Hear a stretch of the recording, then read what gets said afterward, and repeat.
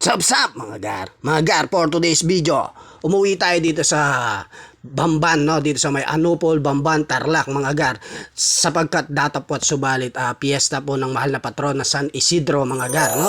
At tignan mo naman mga gar, no, nandito ako ngayon sa may highway at kasama ko ang kaibigan kong si Amam. Pinapasyal-pasyal ko siya at naninibago siya sa kanyang kapaligiran dahil marami siyang nakikitang mga sasakyan mga gar, no. At nilibot-libot ko nga mga gar, no. Medyo ilang buwan din tayong hindi nakauwi dito mga gar sapagkat datapwat subalit busy tayo sa ating work. Siyempre ano mga gar, ang init-init gar, pero makikita mo naman gar, no, ang daming tao dyan mga gar kasi piyesta nga no, at nangangamoy na yung mga niluluto ng bawat bahay ng mga gar. Amoy na amoy yung karne, tapos umuwi na kami ni Am at nakita ko dito sa likod ang aking misis nagbabalat ng patatas. Kasama niya si Princess Sarah dyan mga gar, kaso si Princess Sarah nakipagmarites dun sa kabila, no? At ayan mga gar ang kanilang mga lulutuin, no. May sipu egg yan, alam ko sipu egg, no. Ayan, kaldereta, pang menudo, no. Alam natin yung hiwa mga gar, no. At ito nga pala ang kaibigan ko Amam, nasa ilalim ng upuan nagtatago. At ito nga pala yung si Kiwi, no. At ito mga gar, may nakita akong kakaiba mga gar, Red Label. Ang laki nito gar, no.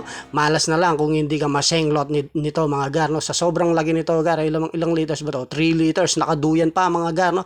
Buti pa yung Red Label, no, nakaduyan mga gar, yung tao hindi. O, di ba? Mamaya totoma na tayo mga gar, no? At yun na nga mga gar, na sumapit na nga ang oras ng tanghalian at na unti-unti nang dumarating ang mga bisita ng aking biyanan, no mga gar. Ayun yung biyanan ko, nagisalo na rin at nagisabay na sa pagkain mga gar. Ito yung handa ng aking biyanan, no mga gar. May pritong tilapia, may nudo, my favorite sipu egg, no, kalderetang pato, at si Lolo Joseph tapos nang kumain mga gar, no. At dito kami sa ilalim ng puno at nagpapa-refreshing. At dito na nga mga gar, no, inumpisa na namin ang pagnomo, no mga gar. Ang pagnomo ng aming Red Label, no. Masayang agad, no mga gar. At tawang-tawa ang aking Yauba, no, na kumakanta ng kanyang mga paboritong kanta na hindi niya masyadong kabisado raw, no mga gar. Pero mataas ang boses niyan mga gar, umabot hanggang Kisame, no. Ayan, no, tinungga ni gar, no, tinungga ni gar yung Red Label, tapos sinabayan ko ng Loca Coca.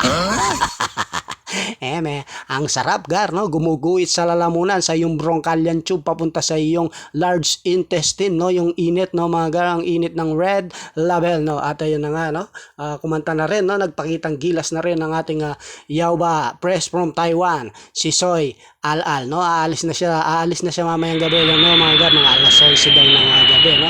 Lilipad na ang kanyang team pauwi ng Taiwan, no mga gar. Doon legit na dinuduyan sila doon mga gar, no? Alam mo naman yung Taiwan, no, yun yung tambayan ng earthquake. At ito mga gar, no, dumayo dito sa likod si Lola Nestor at nagpa-shoutout kay Lola Mila na nasa Santo Tomas, Batangas, no. At hanggang dito na lang mga gar, magnono muna kami. Happy time!